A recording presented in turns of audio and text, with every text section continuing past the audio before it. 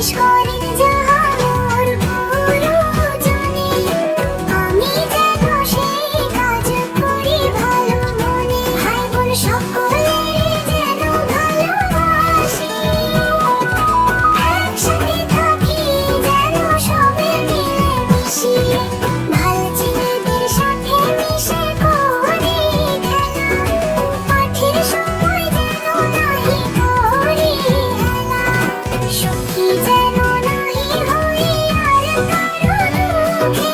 মিছে কথা কবু যেন নাহি আসে মুখে, সাবধানে যেন লঘু সামলিয়ে থাকি।